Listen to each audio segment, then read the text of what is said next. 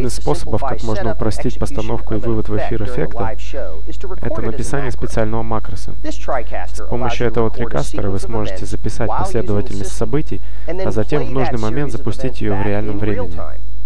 В этом видео вы узнаете, как записать макрос, систематизировать макросы по каталогам, создать ярлыки быстрого доступа, запуска макросов на панели управления в интерфейсе программного обеспечения. Вы также узнаете, как регулировать скорость проигрывания макроса, создавать листинги избранных макросов, а также использовать хотспоты для запуска макросов.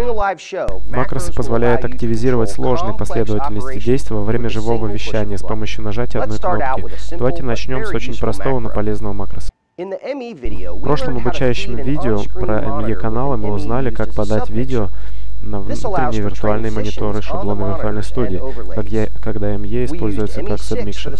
Это позволяет контролировать переходы на мониторах внутри виртуальных студий. Мы использовали ME6 как субмикшер. Теперь давайте зафолловим аудио с ME6. Чтобы это сделать, в первую очередь надо написать макро. Панель макросов располагается здесь, в верхней части экрана. Нажатие на кнопку выводит лист избранных макросов, которые пока не активны, а также кнопку остановки всех макросов. Кликните на колесико справа от основной кнопки, это запустит окно конфигуратора макросов. Этот интерфейс делится на 4 зоны. Здесь инструмент для создания нового макроса и каталогов, список макросов, зона быстрого поиска и зона управления скоростью макросами. В листинге макросов всегда присутствует каталог системных макросов. Откройте его с помощью маленькой стрелочки. Посмотрите список макросов и сочетание клавиш для их запуска. Это список всех возможных горячих клавиш для работы с системой. Обратите внимание на галочки слева. Любой макрос или каталог макросов может быть активирован или деактивирован с помощью этих галочек. Новый макрос требует создания нового каталога. Нажмите кнопку «Плюс каталог». Впишите название каталога, к примеру, «Тренинг». Теперь, когда каталог создан, нажмите кнопку «Плюс макро». Введите имя авто ME6 для нового макроса. Инструмент управления макросом теперь станет активным. Перед тем, как вы начнете записывать макрос, будьте точно уверены, что конкретно вы собираетесь сделать. Перед тем, как записать сложный макрос, вам следует прописать точные шаги их исполнения. Этот макрос очень простой. Нам просто необходимо кликнуть кнопку «Авто» на канале ME6, используя горячую клавишу. Нажмите на кнопку ME6. Мы хотим использовать кнопку «Авто», которая будет переключать задники вне зависимости, к чему привязан T-бар в данный момент на шинах. Итак, нажимаем кнопку «Запись макроса», нажимаем кнопку «Авто» для ME6, а затем нажимаем кнопку «Стоп» для макроса. Мы видим, что нажатие кнопки «Play» теперь инициирует нажатие кнопки «Авто» для ME6. Чтобы сделать это действие максимально быстрым, выберите пункт «Snapshot» из выпадающего меню «Speed».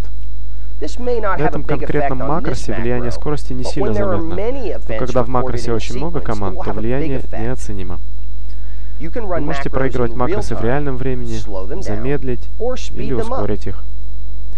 При использовании любой скорости, кроме Snapshot, у вас есть возможность использовать опцию Loop.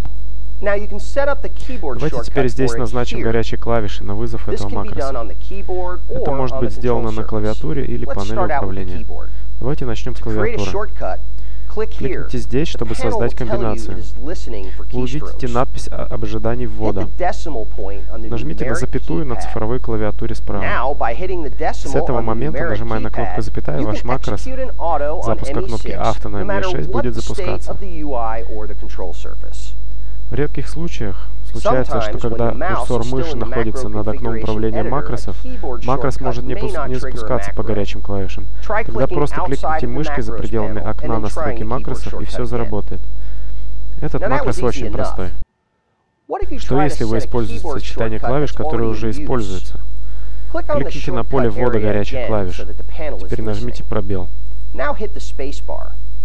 Эта клавиша уже используется в основных настройках системы, как переключение шин превью и программы.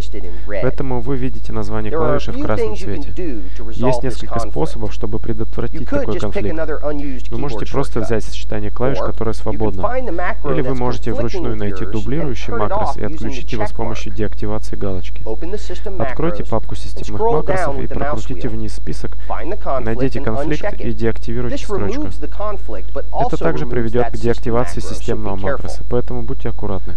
Вследствие того, что все макросы, указанные в системной папке, включают все доступные макросы на данный момент, то вы можете менять там любой макрос, который сочтете нужным. Давайте оставим активным текущий конфликт и изменим сочетание клавиш для нашего макроса. Закроем папку системных макросов.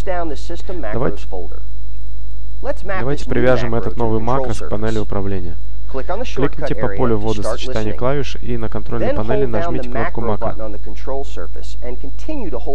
И при зажатой кнопке макро нажмите на кнопку ME6 на шине превью. Каждый раз, когда вы хотите привязать макрос к панели управления, вы должны зажимать кнопку макро. Теперь, чтобы запустить макрос, опять зажмите кнопку макро и, удерживая ее, нажмите на ту же кнопку ME6 на шине превью. И макрос выполняется. Я все-таки назначу этот макрос на кнопку запятая на цифровой клавиатуре. Чтобы сделать это, я кликаю на поле ввода и нажимаю на кнопку запятая на цифровой клавиатуре. Теперь я закрою панель макросов.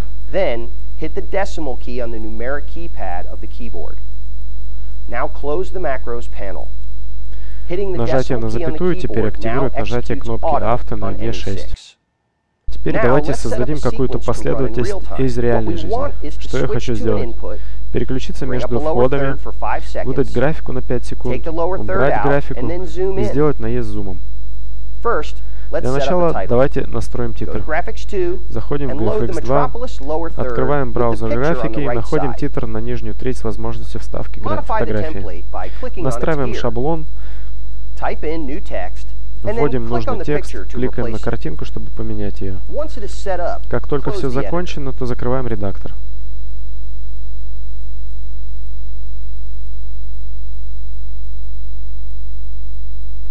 Теперь давайте пошлем эту графику на фреймбуфером E5. Чтобы сделать это, нажимаем правой кнопкой на титр и выбираем «Послать на фреймбуфером E5». Наш план — переключиться на ME3 откуда-то. Когда ME3 будет в эфире, то мы сможем использовать его кейр, чтобы вывести графику. Выберите ME3 на шине превью и программа. Назначьте кейру 1 канала буфера ME5. Протестируйте кнопкой Авто на кейре 1, как наша графика всплывает и уходит.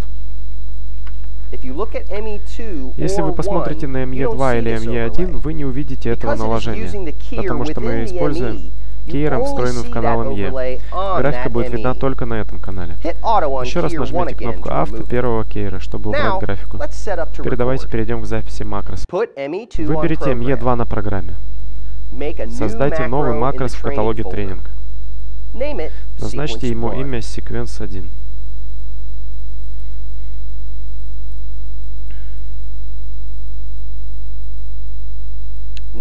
Теперь нажмите кнопку «Запись». Выберем ME3 на шине превью, чтобы обозначить канал, на который мы будем переходить. Кликните на кнопку «Авто», чтобы выдать в эфир канал ME3.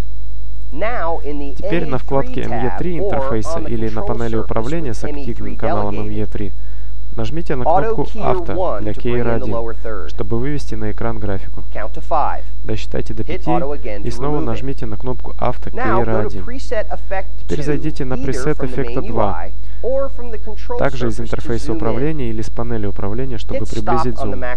Нажмите «Стоп» на записи макроса. Кликните на поле задания горячей клавиши и на панели управления, зажав кнопку «Макро», нажмите кнопку 1 на шине превью. Теперь измените раскладку микшера. Поставим зум в прежнее место. Поставим ME2 на программу и ME3 на превью. Теперь запустим макрос. Зажмем кнопку макро на панели управления и нажмем кнопку 1.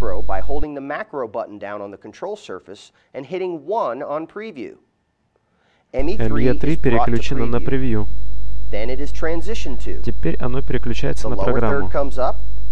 Выходит графика, задержка, графика пропадает, и идет зумирование.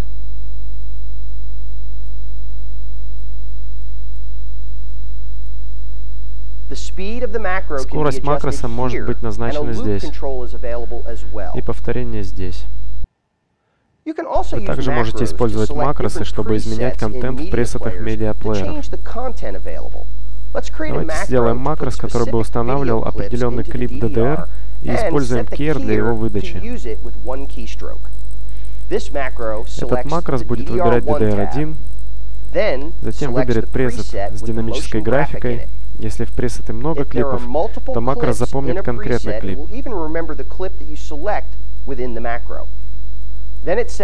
Затем он установит этот клип на шину кейера, и эффект готов. Затем вы можете создать другой макрос для включения этого эффекта. Итак, один макрос для подготовки эффекта и один для его проигрывания. Это очень удобно, потому что установка эффекта занимает около 2 секунд, даже на самой быстрой скорости. Эта настройка типа макроса никак не повлияет на выход программы. Это просто установит эффект, и это очень удобно. Давайте перейдем к пустому пресету на DDR1. Теперь загрузите анимированную графику, которая доступна в наборе графики Newtek. Откроем панель макросов, нажав на колесико. Выберем каталог макросов для тренинга и добавим новый макрос. Назовем его DSK1 Setup. Затем нажмем кнопку записи. Перейдем в поле DDR1 и выберем пресет, содержащий наш клип с графикой. Переходим на DSK1 и выбираем источником DDR1. Выключаем запись макроса. Теперь создадим макрос для использования эффекта. Назовем его DSK Auto. Нажимаем на запись и нажимаем на кнопку Auto на DSK1 и выключаем запись. Снова нажимаем на кнопку Auto на DSK1, чтобы убрать и деактивировать его. Во вкладке DDR1 убедитесь, что активированы свойства автоплей и сингл для этого пресета. Теперь вернемся туда, где мы были, и выберем пресет 1 на DDR1. И устанавливаем источником для DSK1 канал NET1. Возвращаемся к панели макросов. Они должны быть выполнены в одно и то же время и очень быстро. Выберите макрос DSK1 Setup и установите его скорость настройки на уровень Snapshot. Выберите макрос DSK1 Auto и установите ее скорость так же, как на Snapshot. Теперь давайте установим горячие клавиши для этих макросов. Выберите макрос DSK1 Setup и кликните на поле назначения горячей клавиши. Зажмите правый Ctrl и нажмите клавишу с единицей на цифровой клавиатуре. Теперь выберите DSK1 Auto и кликните на поле задания вызова макроса. И нажмите кнопку с единицей на цифровой клавиатуре. Теперь для установки эффекта нажмите Ctrl-1, и для использования эффекта нажмите единичку. Повторное нажатие на единичку деактивирует эффект из эфира. Обратите внимание, что горячие клавиши указаны здесь. Напротив каждой строчки есть звездочка. Если активировать звездочку, это пометит наш эффект как избранный. Теперь закроем панель макросов. Теперь нажмите на саму кнопку макросов. Вы увидите, что все избранные макросы отображаются в выпадающем списке, и вы можете запустить их. Это также хороший способ для смены горячих клавиш вызова макросов без открытия панели настройки макросов. Вы также можете импортировать и экспортировать макросы для использования в других системах. Откройте панель управления макросов, нажав на колесико. Кликните правой кнопкой на каталог. Выберите категорию «Экспорт» и задайте имя. Нажмите «Сохранить». Теперь нажмите на том же каталоге правой кнопкой и выберите «Удалить». Подтвердите удаление, только не беспокойтесь. Теперь выберите файл, который вы сохранили, и макросы восстановятся.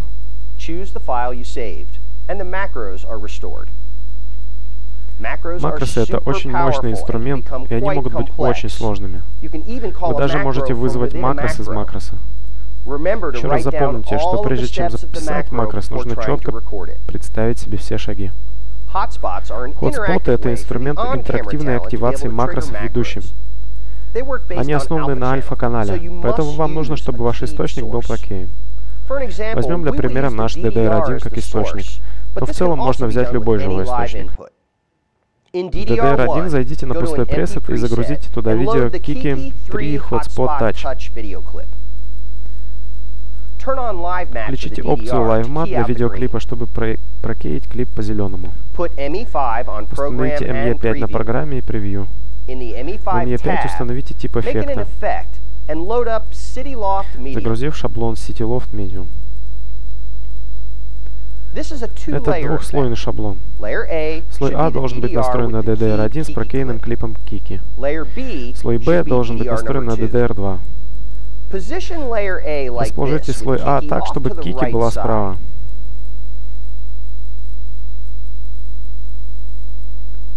Зайдите на DDR2. Выберите чистый пресет и загрузите клип с воздушным шаром. Шар появится на мониторе внутри шаблона. Теперь мы готовы, чтобы настроить хотспоты.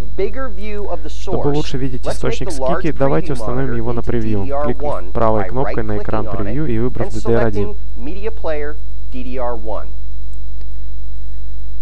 Теперь еще раз кликните на этот экран и выберите «Показать маркеры хотспотов». Теперь дважды кликните на тот же самый дисплей, чтобы запустить конфигуратор источника. Зайдите во вкладку LiveMat. В нижней части вы увидите настройки. Все хотспоты могут быть активированы или убраны с помощью этой галочки. Включите красный хотспот с помощью этой галочки. Вы увидите подсветку хотспота на видеоклипе. Пройдитесь по клипу в DDR1, и вы увидите, что Kiki трижды делает взмах рукой на протяжении клипа. Каждый из этих взмахов может быть обработан хотспотами и настроенным на запуск макросов. Прокрутите видео до момента, когда ее первый взмах уже почти закончен. Это примерно 7:13. Теперь воспользуйтесь панелью настроек хотспотов. Передвиньте хотспот и увеличьте его. Расположите поверх пальцев руки.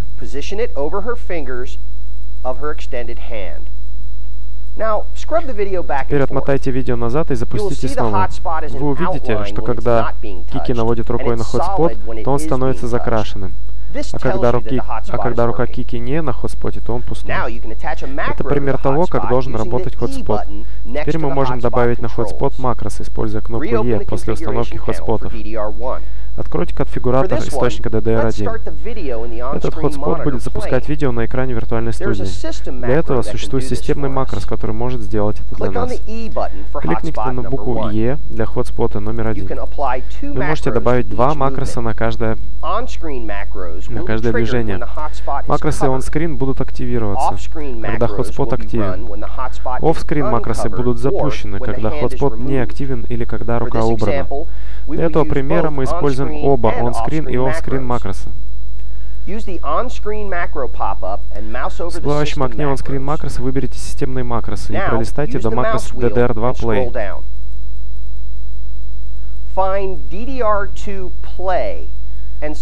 Выберите его, затем закройте панель настройки. Кстати, буква E значит Event, то есть событие. Теперь убедитесь, что для DDR2 галочка Single включена, а автоплей выключена. Дважды нажмите на кнопочку Stop Player DDR2, чтобы клип вернулся на начальное положение. Теперь промотайте видео с Kiki на DDR1 до момента ее первого взмаха руки, и вы увидите, что клип на DDR1 запустился. Опять дважды нажмите на Stop на DDR2. Теперь давайте установим запуск титра на второй взмах руки Kiki. Зайдем на GFX 2. Выбираем графику с нижним титром 003. Она оповестит о фестивале воздушных шаров.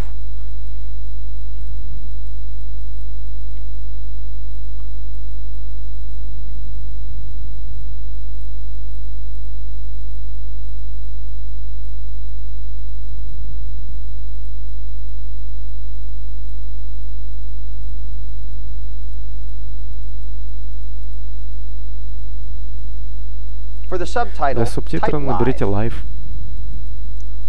Как только титр готов, кликните правой кнопкой и пошлите его на фреймбуфер ME6.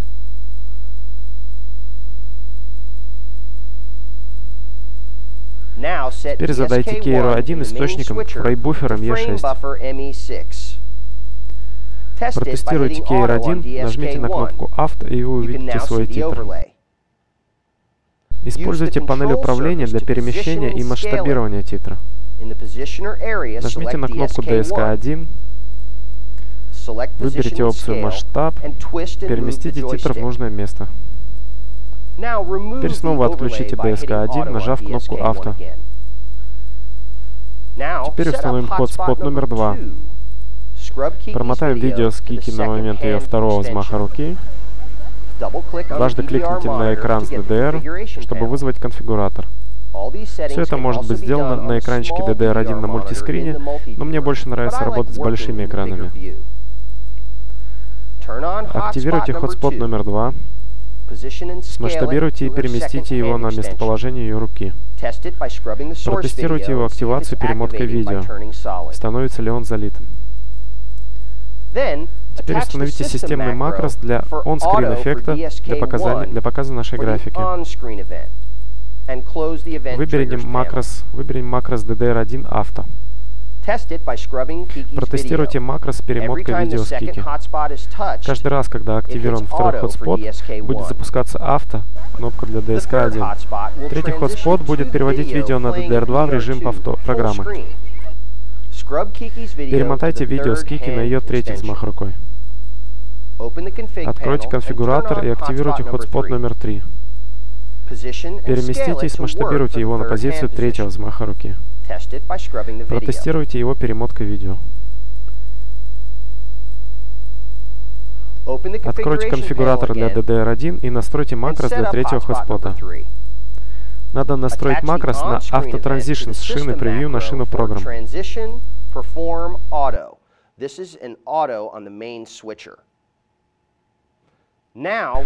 А на момент, когда Кики убирает руку с третьего хотспота, мы хотим убирать графику с экрана. Назначим макрос на off-screen эффект, чтобы он запускал автопереход на DSK1. Закройте окна макросов и конфигуратор. И дважды кликните на кнопку «Стоп» на DDR1, чтобы перезапустить видео с Кики. Последний хотспот был настроен на переход с превью на программу, поэтому поставьте видео с шаром на DDR3 на превью. Верните картинку с превью на большой монитор, кликнув правой кнопкой и выбрав пункт превью. Теперь запустите видео с Кики. Вы увидите срабатывание макросов при взмахе рукой Кики.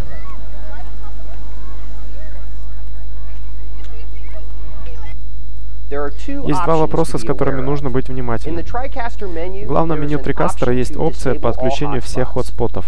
Если она активна, то хотспоты не сработают.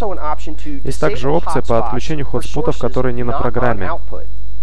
Это значит, что если ваш ведущий, который использует хотспоты не на программе, то все хотспоты для этого канала отключаются до тех пор, пока этот канал снова не окажется в эфире.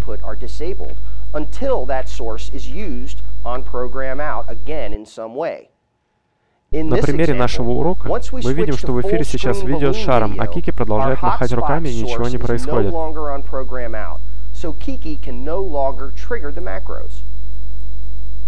Это может быть удобным для того, чтобы показать ведущему, где расположены хотспоты.